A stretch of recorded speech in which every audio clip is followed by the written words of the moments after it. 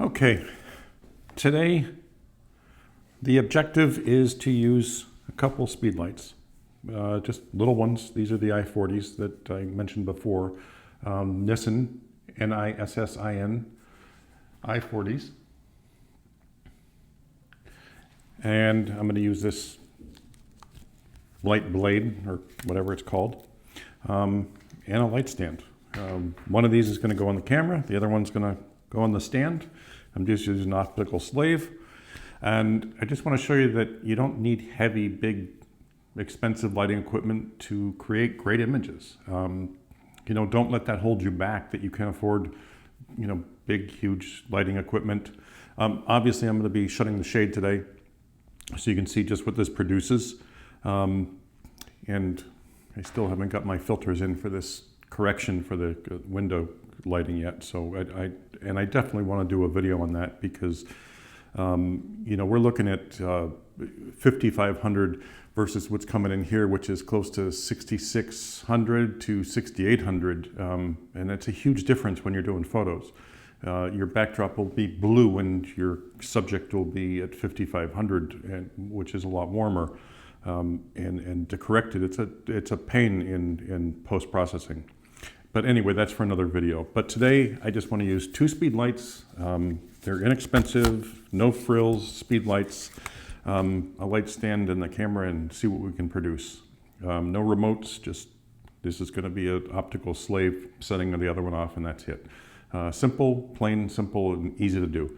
And let's create something. So hopefully I don't screw up and the images look like crap, but enjoy the shoot. And if you have any questions, let me know below. Thanks again.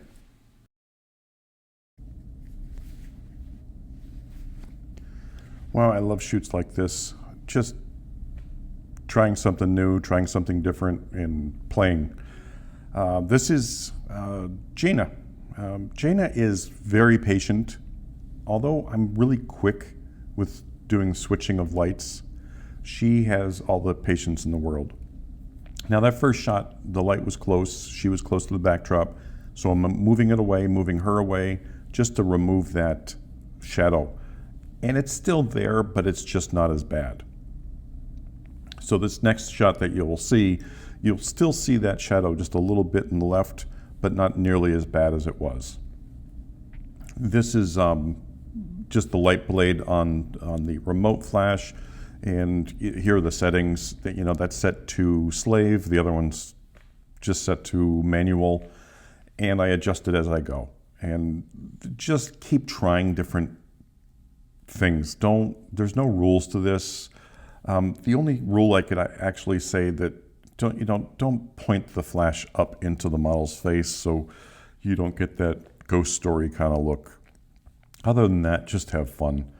And I swapped out modifiers. I just kept trying different things. So the light blade is now on the camera, so that's my main flash.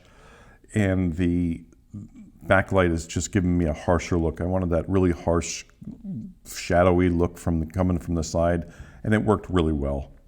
Now I'm going to put the light for the backdrop as a backdrop light, make that pop a little bit whiter than it was. And I have the light blade tilted down to fill in a little bit more. Because remember, I have 12-foot ceilings and they're pure black here. So if I tilt that light blade down, more light's going to go towards the model. And that light blade really puts out a lot of light and makes it somewhat bigger. It's not huge, so it's still hard light. And you'll notice like 90% of these are hard light. So this one, I took the light blade off and I had a little pop-up reflector. Now, it looks like a softbox when you use this thing. It's not as big, it's not as soft, but it works really, really well. And there's a gold side. I tried it, but I hated it. Another one you can use is the white balance pop-up cards. They have a pop-up card. One side is white, the other side is gray for white balancing. That's perfect for this. You just hold it up and bounce the flash up into it. And it makes for a really cool, I don't know, it's a soft look out of a Speedlight right on the camera. Anyway, I just keep moving lights. I keep changing the intensity. This one I made that side light brighter, and the camera light softer just to fill in the flashes or the shadows. Now this, I'm using a blackboard because I didn't like, I want that dark look for this look, and the flash obviously was hitting the backdrop as well. So I wanted only the flash from the camera hitting the backdrop, and this is more of a direct flash on her. And then that side light just to fill, and the board just, you know, blocks it from completely hitting the backdrop. Of course, it's still going to hit it, but not nearly as bad. And the other side of that is white, so now I'm going to use it as a giant reflector. So, you know, one little Speedlight and a cheap foam core board, you know, white on one side, black on the other, and you know, you have a whole studio with 2 Speedlights. So if I bounce this into the board, it's just going to give me a giant light. It's close to her, so it's, you know, it's soft, and it'll give a nice soft look out of this little tiny Speedlight, which is, you know, you'll see in the pictures. It's kind of cool. It worked out really, really well. Again, the light on the camera, I have it tilted up just a little bit to fill in the shadows on the other side of the face, and it worked well. Anyway, and then I went back and forth on either side just to, you know, play with the light and see what I can do. You know, and some of the post-processing, I added a little bit of vignetting in this because I wanted that more vignette kind of look, and I'm not going to get that off of a straight Speedlight out of camera. But this setup worked out pretty well. That's the same photo without the vignetting. So, you know, post-processing definitely helps with Speedlight shoots. But the fact that you can do these kind of photos with a Speedlight, it's a lot of fun. Again, harsh light coming from the side, on-camera flash, quick, easy.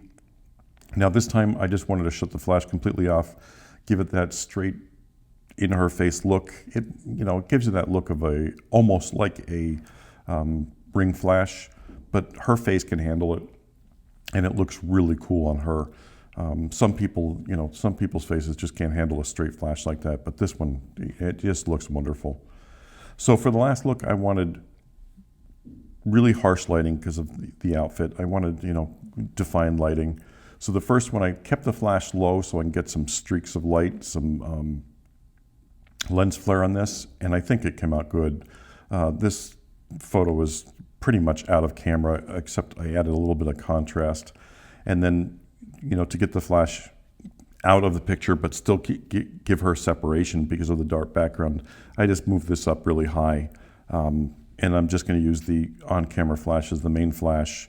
It's tilted up just a little bit because I just want to fill in. I mean, it's beautiful. I love the way it looks. So the last shot, I wanted a really hard look. These are small flashes, so they're going to be a hard look anyway, but the further they are, the harder they're going to get.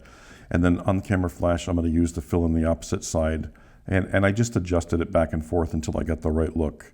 So it gave me a good fill. I have a strong light, and this final shot of the day was just perfect for me. I love the way it came out. And I hope you try this. It's a lot of fun. Just play. There's no rules. Just play and have fun and keep trying. Anyway, I hope you enjoyed the shoot. And if you have any questions, leave them below.